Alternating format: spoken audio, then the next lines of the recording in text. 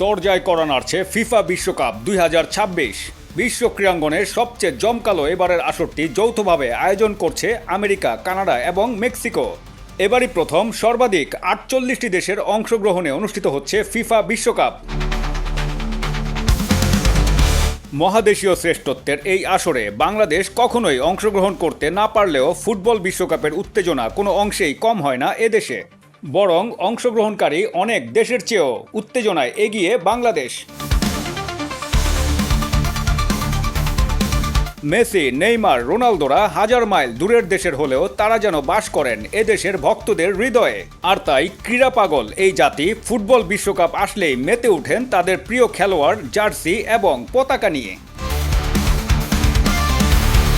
বিশ্ব চ্যাম্পিয়ন আরও কয়েকটি দেশ থাকলেও আর্জেন্টিনা এবং ব্রাজিলই এদেশের মানুষের পছন্দের তালিকায় শীর্ষে।